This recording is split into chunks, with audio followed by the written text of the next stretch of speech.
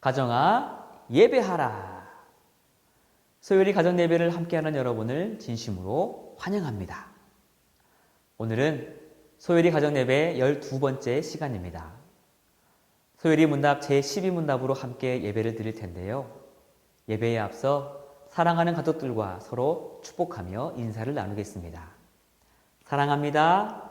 축복합니다. 소요리 가정 예배를 통해 여러분의 가정에 주님의 사랑과 축복이 가득 넘쳐나기를 간절히 기도합니다. 먼저 사도신경으로 우리의 신앙을 고백하겠습니다. 나는 전능하신 아버지 하나님 천지의 창조주를 믿습니다. 나는 그의 유일하신 아들 우리 주 예수 그리스도를 믿습니다. 그는 성령으로 잉태되어 동정녀 마리아에게서 나시고 본디오 빌라도에게 고난을 받아 십자가에 못 박혀 죽으시고 장사된 지 사흘 만에 죽은 자 가운데서 다시 살아나셨으며 하늘에 오르시어 전능하신 아버지 하나님 우편에 앉아 계시다가 거기로부터 살아있는 자와 죽은 자를 심판하러 오십니다. 나는 성령을 믿으며 거룩한 공교회와 성도의 교제와 죄를 용서받는 것과 몸의 부활과 영생을 믿습니다. 아멘. 이제 다 함께 기쁨의 노래로 하나님을 찬양하겠습니다.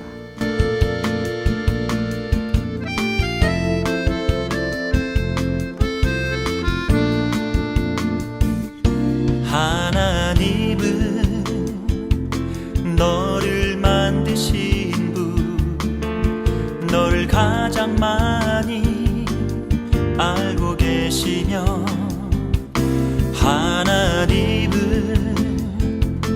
너를 만드신 분, 너를 가장 깊이 이해하신단다. 하나님은 너를 지키시는 분, 너를 절대 포기하지 않으며, 하나님은 너를 지키시는 분, 너를 쉬지 않고 지켜보신단다. 그의 생각 쓸 수 없고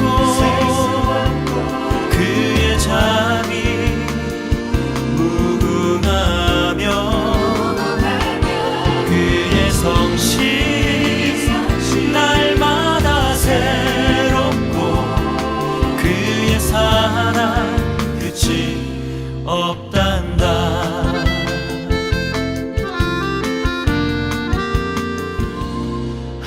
하나님은 너를 원하시는 분, 이 세상 그 무엇 그 누구보다 하나님은 너를 원하시는 분, 너와 같이 있고 싶어 하신단다.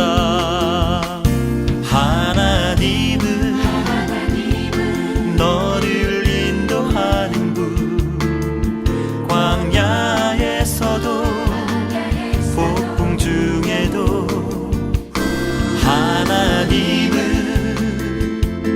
너를 인도하는 분, 푸른 초장으로 인도하신단다.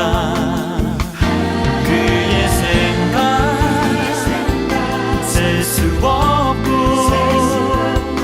그의 자비 무궁하며 그의 성실 날마다 새롭고 그의 사랑 끝이 없단다. 그의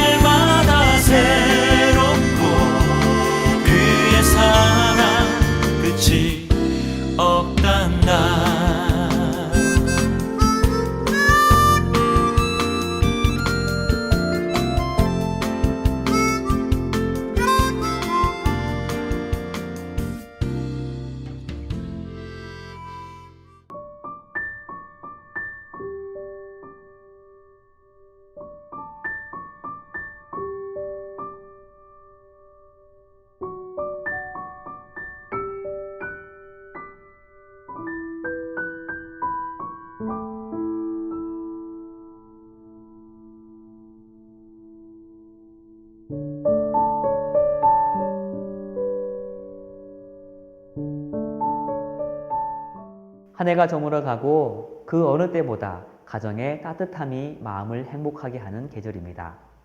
이 계절에 여러분의 가정은 샬롬 하신가요?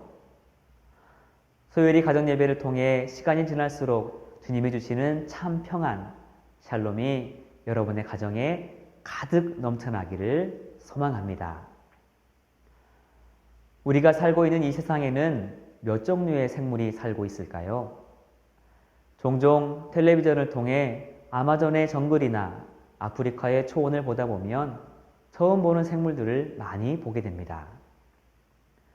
최근 조사에 따르면 지구상에 살고 있을 것이라고 예상하는 생물은 무려 2천만 종에 달한다고 합니다. 이 생물의 수를 합치면 아마 훨씬 더 많을 것이라고 하는 학자들도 있습니다. 그러고 보면 우리가 살면서 보게 되는 생물보다 보지 못하는 생물들이 훨씬 더 많을 것 같습니다. 이렇게 많고 다양한 피조물 중에서 하나님께서 가장 소중하게 여기는 것은 무엇일까요? 맞습니다. 바로 우리 사람입니다.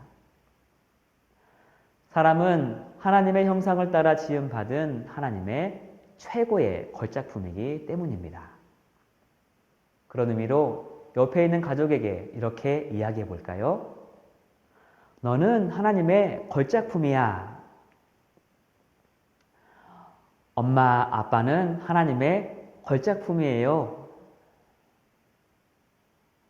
이처럼 우리가 특별한 존재라는 것은 창조에서뿐만 아니라 사람을 향한 특별한 섭리 속에서도 찾아볼 수 있습니다. 그 특별한 섭리란 하나님께서 우리와 생명의 언약을 맺으셨다는 것입니다.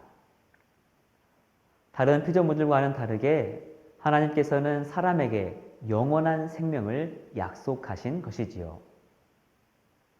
아무것도 부족할 것 없고 부족할 필요도 없으신 하나님께서 친히 피조물인 우리와 인격적인 관계를 맺으셨다는 것 자체만으로도 우리가 얼마나 특별한 존재인지를 알 수 있습니다. 그런데 이뿐만이 아닙니다. 하나님과 맺은 약속의 내용 또한 우리가 특별한 존재임을 보여주고 있습니다. 하나님께 완전히 순종하면 영생을 주시고 선악과를 먹지 말라는 명령에 순종하지 않으면 사망의 형벌을 주겠다는 것이 바로 그것입니다. 하지만 이 약속은 하나님께서 우리를 벌하시기 위해서 맺으신 약속이 절대 아닙니다. 오히려 그 반대입니다. 우리를 너무나 사랑하셔서 영원히 함께 하기를 원하시는 것이지요. 풀은 마르고 꽃은 시들지만 영원히 변함이 없으신 하나님께서 그 영원의 시간을 우리와 함께 하기를 원하십니다. 자녀들은 종종 부모님과 약속을 할 때가 있죠.